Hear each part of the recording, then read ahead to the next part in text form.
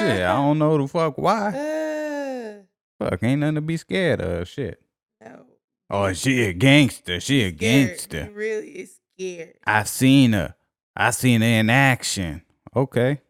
What that supposed to mean? Ladies and gentlemen, we would like to welcome you back to another episode of Black Law and Legal Lies, where we specialize in legal lies. Ladies and gentlemen, my name is Dan. Hold on, man. I'm supposed to bring you back from the dead, man. Shit. Damn. Okay. Again, ladies and gentlemen, my name is Dan. You can catch me on Twitter, IG, as well as, I think that's it, at I Am Dan on Drugs. Follow the show across all social media platforms at Black Law Podcast. Now, ladies and gentlemen, I bring you back from the dead. So I went down on Rampart Street, right? Met with this lady named Miss Elda May, right? And basically, she done put a bucket. She put a bucket on the ground, and the bitch pissed in it, and the piss turned blue. And then she told me to put my feet in it. So then I put my feet in it, and it brought Ann back from the dead, y'all. She is back from the dead. Wait, time out. Temporarily. Temporarily. But I own your soul now. So it's like Weekend at Bernie's? Nah, it's like the Richard Pryor bit. No, it sounds like little baby feet. No, it sounds like Weekend at Bernie's, because that's what happened with Bernie. Bernie, they had the people do the little voodoo situation so that Bernie can come back alive and lead them to the money. I guess. And every time Bernie heard the beat, you ever saw Weekend at Bernie? Yeah, but he was dead, and they was like walking around with him and making him do all the movements. But no, because every time Bernie heard the beat, Bernie started moving. So you just described some Weekend at Bernie's type. Okay, hold up. Well, anyway, she is back from the dead, ladies and gentlemen. It's great to be alive. Miss Demon, would you like to introduce yourself? Baby, I could never be a demon. Thank you very much. We don't know. This is Just Dan coming to you live from inside Studio Black Law. Now, I'm here with my co-host, Dan. I've already introduced myself. And my other co-host, who is Afro Becky. Who is high, and Ann sent her on a mission, and she ain't been back since. I did not send her on anybody's mission. Sent her on a mission. She has not been back since. I didn't send her on a mission. She is looking for something that she does not have. She does have one. I guess. And you're about to walk into the... Hey, that's you're about to walk right on camera. See, that's my dog. That's one word. So, ladies and gentlemen, today what we're going to discuss very briefly here is my death and resurrection. Oh yeah, well yeah, Ann died a couple weeks ago, and like I said, we went down on Rampart, did the voodoo, brought her back to life, but now her soul belongs to me. Lies. So the moment that I get sick of her shit, she gone. She dead again, y'all. Lies. She dead. And lies. So the Trump impeachment and Ann's near-death experience. Damn, really? Yeah, you almost died, right? They actually have a lot in common.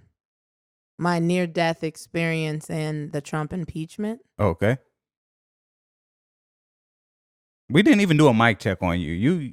You were not here. And look, the mic is aimed at your titties. At your retarded ass titties. Oh, we still saying that about your that's tits? Still retarded titty Becky. What? That is always going to be retarded titty Becky. What you say? See, she get on camera 1 week and now she don't know how to fucking act. Really? Yeah, man, I heard Beck took over, man. That's what's up.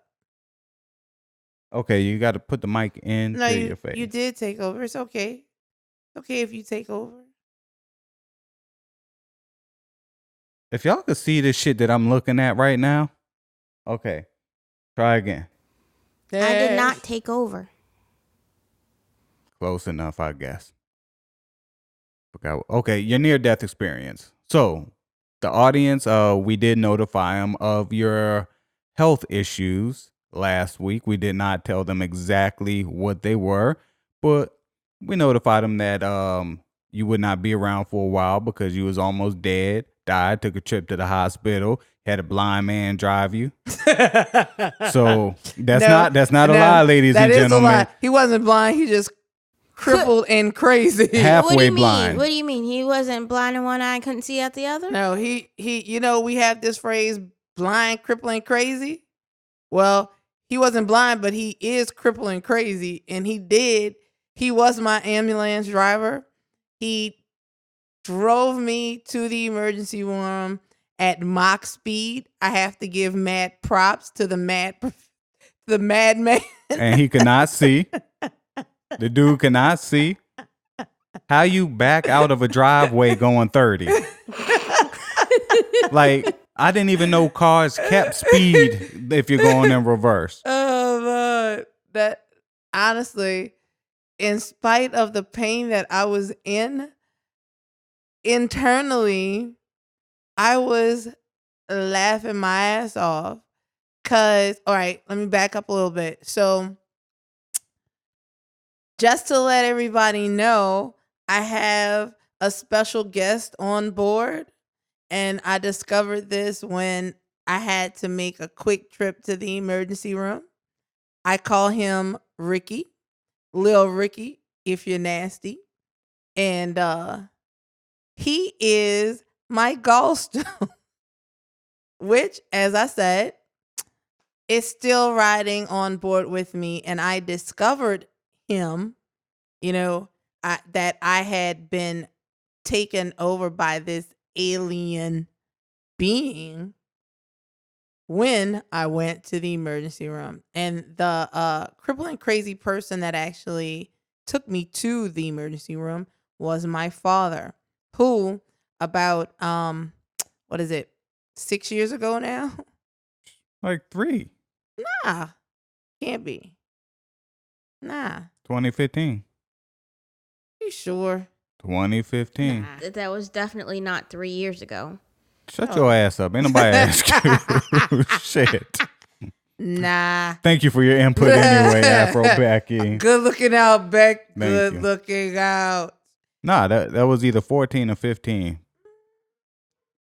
Because I remember you was gone for like a quarter of a season and people was wondering how you got away with that.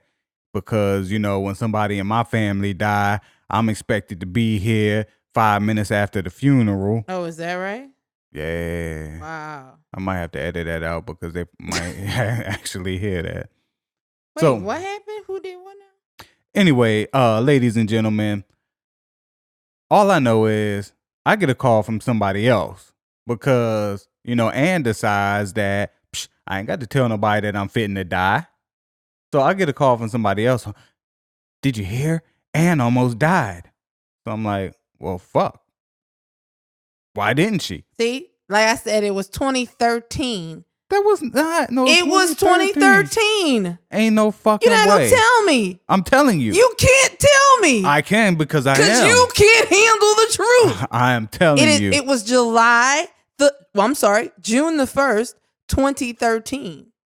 Ain't I have no it saved on my phone. Yes. No way. Yes. You put in the wrong date then. Not at all. And I'm going to tell you, it was my cousin's birthday. It was around the 4th of July. It was June. It was my cousin's birthday. It was her graduation / birthday party that we were going to Gonzales for. So yes, that day is actually indelible. That shit was like 2 years ago, but okay. Anyway, so we're at 10 minutes right now of our 20-minute episode.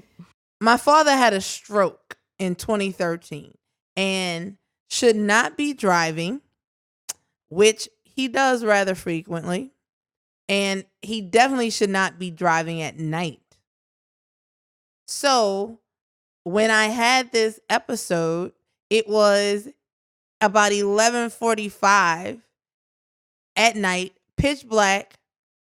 Apparently, he couldn't hear or see because as he was driving me, they had someone in the passenger seat that was screaming at him to slow down and stop taking curves at 70 miles an hour. Oh my God. And he kept saying, what? That's all I'm saying. Anyway, long story short, I am alive in spite of the fact that initially the emergency room staff thought that I was having a heart attack. And then she went in there, ladies and gentlemen, and went like this. No, my Apple Watch said that I'm not.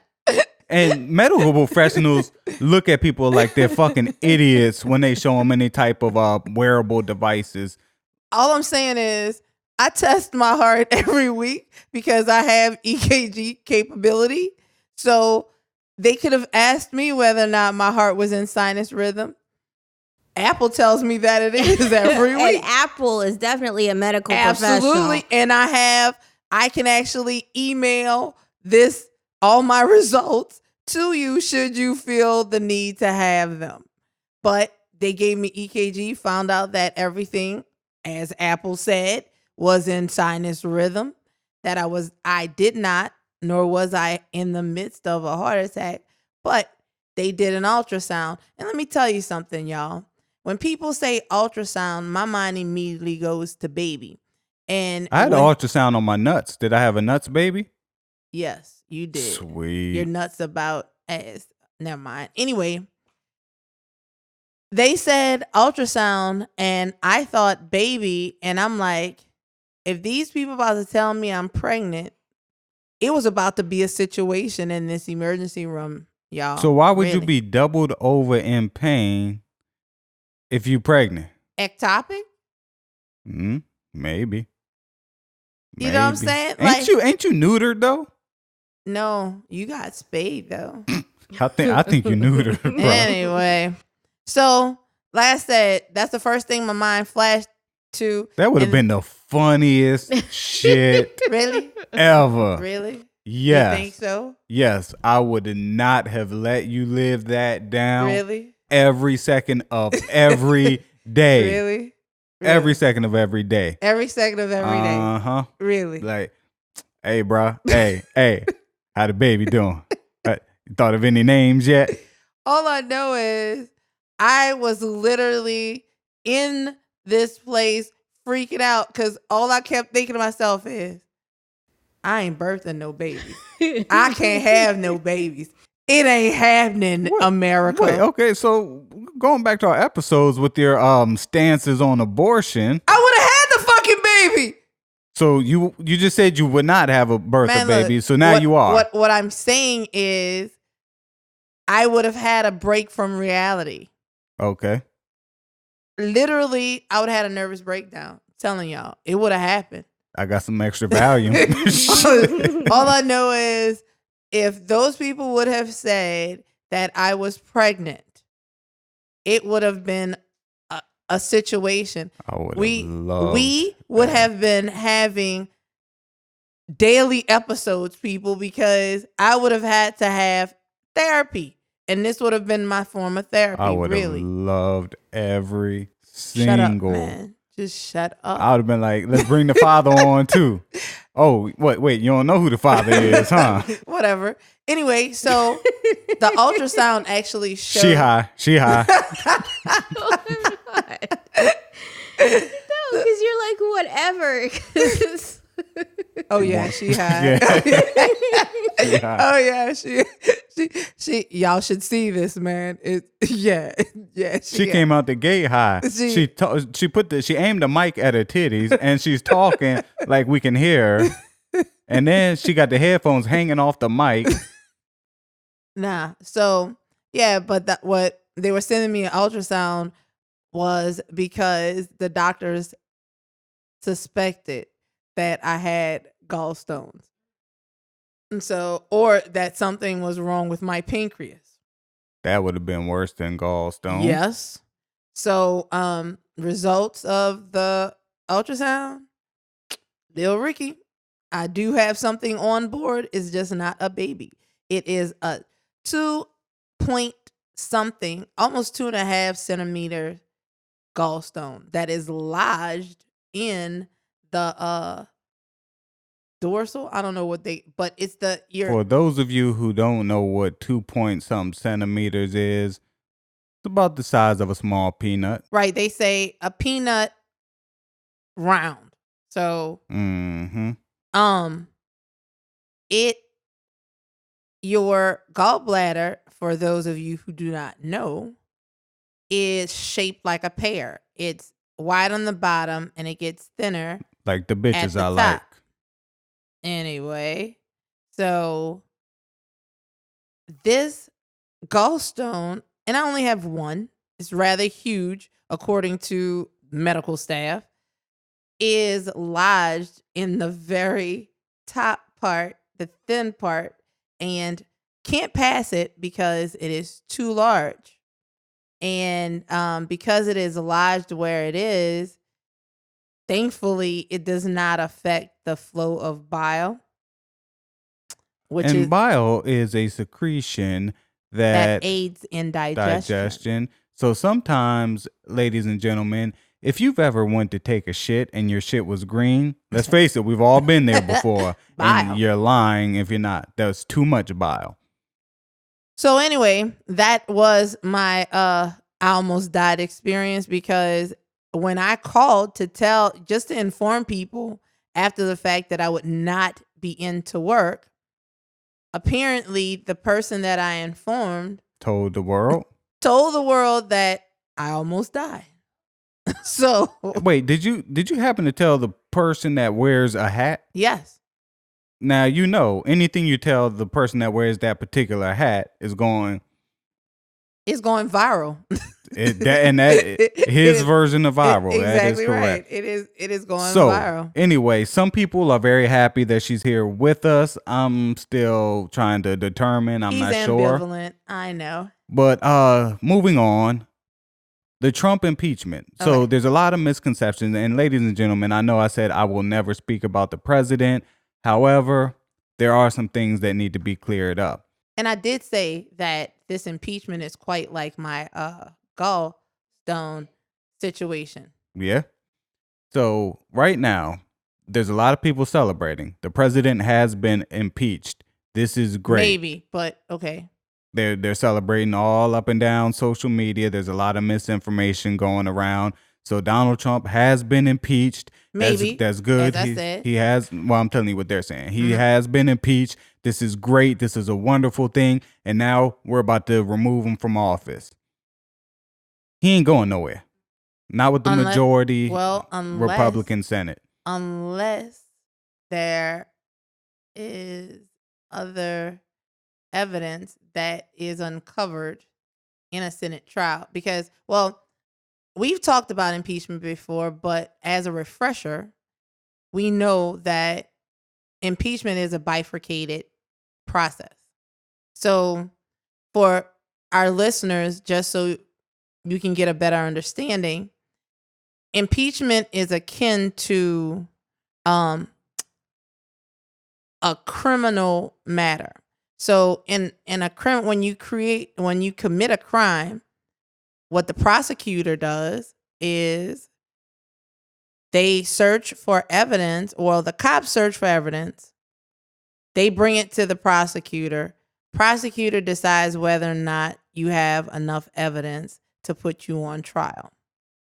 And they in turn say what exactly it is that you are being indicted for, meaning what crimes they believe you committed.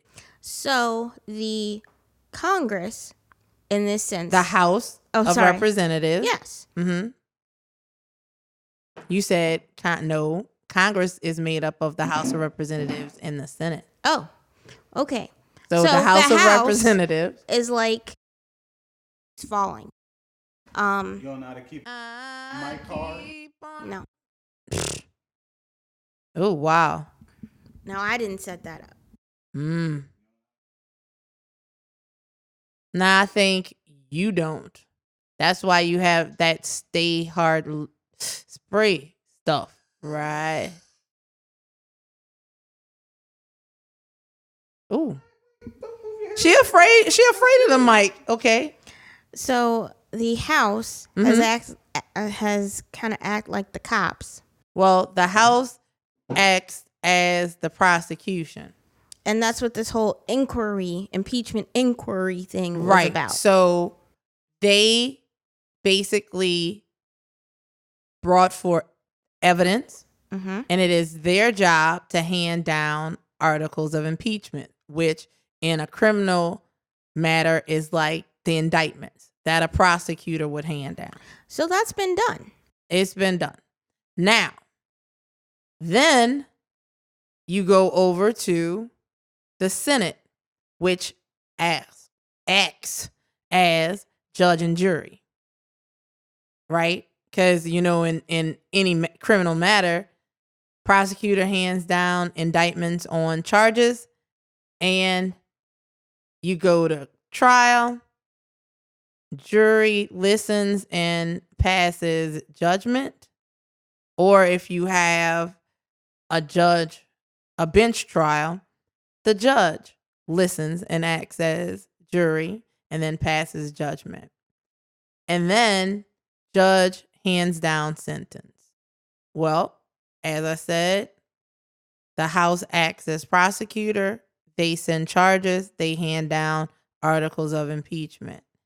The Senate acts as jury and judge, and it is their job to decide if there's enough evidence to say that A, the president is guilty of these charges that have been lodged against him, and B, if he should face removal.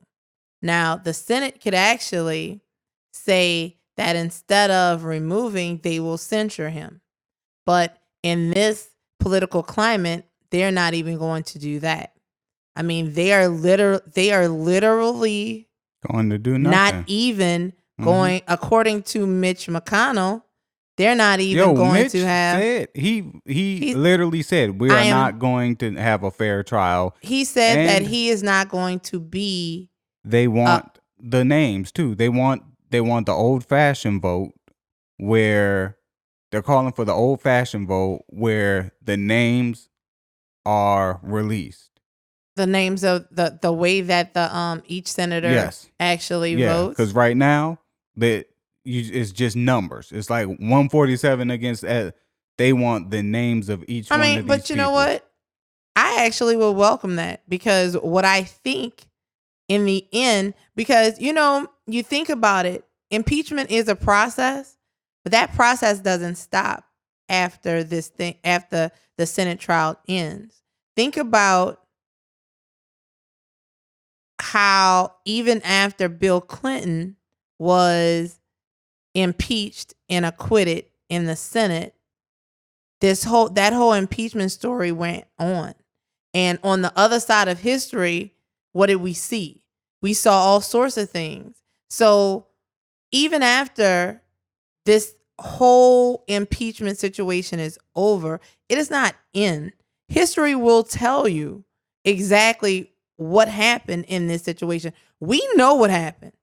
We honestly do. We know what happened. Because tell me, when have you ever heard Donald Trump quote or say any Latin phrases? I heard him say "e pluribus unum." Yeah. So because this is something that Republican congressmen were like trotting this out. The president said no quid pro quo. That son of a bitch don't even know what before this, he didn't even know what quid pro quo meant. No, I know exactly. I order quid pro quo on my Chipotle every time. That's what I'm saying. He does not know what that was. Probably had never heard it before in his life. But you're on the phone with Gordon Sondland, and the very first thing when Gordon Sondland says, "What do you want?" you start screaming, "I want nothing. No quid pro quo, nothing." Why would you say that? Because you heard it from somebody else. He already knew that he had been caught. So what's the very first thing that you're going to do You're going to deny, and deny. So That is your advice. Exactly. Okay. So the thing is this, though. In his particular situation, you are denying, and all that is an admission of guilt by that very way that you denied. Because if on this conversation, Gordon Sondland would have called up and he would have said, "There's really nothing that I want," and had a conversation, but the very first thing out your mouth is no quid pro quo. So, okay. I don't know who the hell Gordon, whoever is, Gordon but Sondland, I don't really care either. Well, what I want to do is get to why this is not a victory. Okay, so the reason why, well, you know what? I'm not going to say that it's not. Because like I said, history will eventually catch up. To what? Because there might not be nothing to catch up to fucking with this dude. Well, there is. It will, I believe, and this is my belief, Donald Trump is not going to be elected for a second term. He's not. I disagree. He's not. And I'm going to tell you why. Because the people know now. The very people that put him in office, they realized the mistake that they made. Not all of them. Right. Not all of them. But there were a lot of Democrats and independents. These are the people more so that I'm talking about. There were a lot of Democrats and independents that voted him into office. They know the error of their ways now. By not voting is how, or by voting for a third party exactly candidate. Right. Yeah. They know now. They have seen one that I know personally. Well, actually two that I know personally. She still don't see the error in her ways. She does, because we honestly, and she brought it up to me. She knows that what she did. But we told her beforehand. I know, but hindsight is 20/20. Even though you hear people say shit, you don't believe it until you see it. But now she sees it. Somebody else too, the man with the hat, believe it or not. I thought he sat this one out. He did. Oh, okay. So, I was thinking third party. Okay, so he sat this one out. Okay. Exactly. He did. He absolutely did. And he realizes that was wrong. He realizes that by not voting, he voted. Yep. Which people don't understand that. Now, let me tell you this too, because we're running out of time here, but there's a documentary on Netflix about Cambridge Analytica. Uh-huh. Now, what they did, they tested their algorithms and stuff and some of their tactics in these smaller countries. Mm-hmm. So there was an African country where they wanted a specific person elected, and the people did not like this. It was kind of like our 2016 election. It's like, so they started running Facebook ads with these actors saying, like, they came up with like a logo and a little saying, and they're like, we're sitting this election out. We refuse to vote because we don't like this candidate. And then more and more people started joining that, and they're like, yeah, fuck that. We're not voting. We're not voting. It essentially got that person that they did not like or did not want in office. And it was all because of Cambridge Analytica basically running these Facebook ads to dupe these people into thinking that they're joining a cause by not voting. So same thing happened here in 2016. Exactly right. So many people sat that one out. Yeah. Because it was like, I'm not voting for Hillary Clinton. I refuse to vote for Donald Trump, and I'm not voting for a third party. I'm just going to sit this one out. But you see, that's why, and we've said it on this show so many times, but it bears repeating. So many people think that their vote does not count. That is a falsehood. Every vote counts. Every vote counts. I debate you another time on that. Every vote counts. So here's why I think that this is not a victory. One, Senate is majority Republican. Correct. they are going to stick with their party regardless. They've already shown this one throughout history, but throughout this past They're not even going presidency. to have a trial, according to what Mitch the McConnell was saying. But the House can hold on to Which they have. to the evidence, hold on to the documents or whatever, Which and they not submit them. Which they have. So there's some kind of benefit to doing that, and what the benefit is. This is me thinking. Let me think. Is you wait until after the election because they can hold them indefinitely. Well, see, that actually, there's some debate about that. The legality of actually holding these articles and not sending them to the Senate. Okay. There is some debate about that.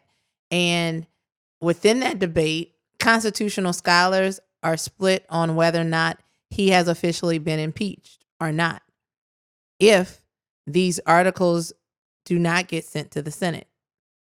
Okay, so there is a split. Some say yes, some say no. There's a split on that. There's also a split about how long the House could actually hold these articles. But the crazy part about it is, if they do, you said there's some benefit. There's benefit in the very short run. In the long run, there is not, because you pushed for this impeachment to go through because you said that this was imperative, that you were under a time crunch because you didn't want to get into the 2020 election. You didn't want to do that. Correct. But now you're holding it. You rushed through because it's for show. Hair on fire. You needed to get this done. Now you're holding it. So the problem with that is, now every day that you're holding this, you're losing credibility. Because before you were saying it is imperative that we get this done by this time. Now you're saying, but we're going to hold it until we know that there will be a fair trial in the Senate. The problem is, you've known from day one that they will not, if the evidence that you had was not ironclad, 100%, no equivocations, it's not subjective. Nobody As can look Stephen at A. it. Smith would say, it's unequivocally. Right. Basically, anybody looking at it, whether Democrat, Republican, left wing, right wing, anybody looking at this could say, damn, he did it. The problem is, in this whole body of evidence, there's too much. Right. There's too many things that you can look at subjectively. You know, there's no smoking gun. The law is subjective. It is, but evidence shouldn't be. That's the problem. So the fact that you have these people that came there were many people that came there that basically blazed through and showed exactly what Donald Trump and Rudy Giuliani and all these other people were trying to do. But some of those same people left room for doubt. Okay, so with that being said, me finishing my thought is, this is why I disagree that Trump will be reelected. He'll be the first president to be impeached and reelected, because I believe that this is because his base is retarded. And let's just face it, his base is retarded.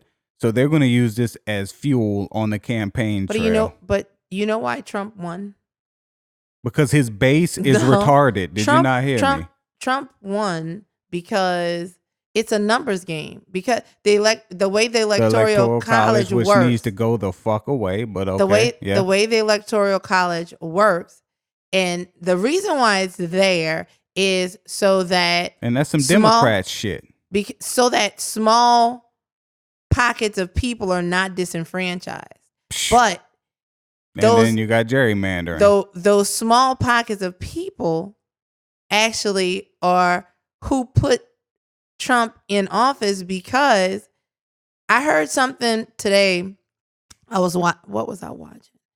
I believe I was watching CNN, and there's this professor in California who wrote a book that talks about the white working class and how they are the people that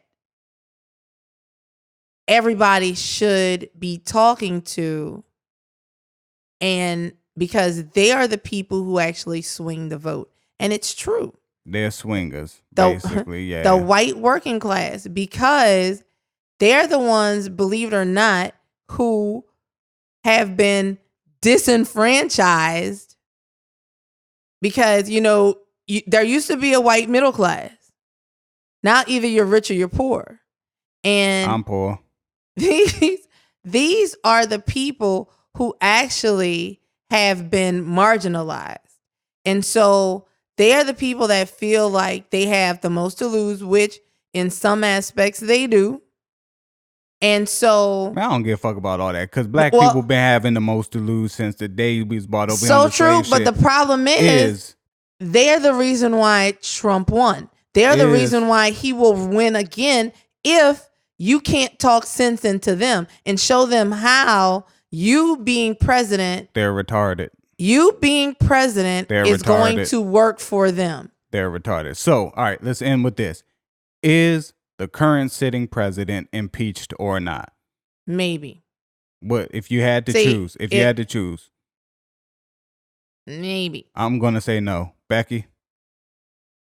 Okay, there you have it, ladies and gentlemen. This has been another episode of Black Law and Legalized. We just wanted to dispel some of the rumors. I'm alive. That's the rumor. I was dead. That was not a rumor. She was on her deathbed. I was not. I did the voodoo. Miss Rudolph pissed in the damn thing, put my feet in there, little baby feet. Okay. No. So anyway, keep up with us on social media at Black Law Podcast. Check out some of our merch. Look, rocking. Ain't no swim. There you go. Rocking some more of our merch. It's an acronym for those of you internet geeks. Move the mic out the way. Really? There we go. So that's for you internet geeks. Keep up with me on Twitter and IG at I am Dan on Drugs. Yeah. And I'm just Dan. After all this controversy and these lies, I am alive. And you can follow me at I Tell Legal Lies on Twitter.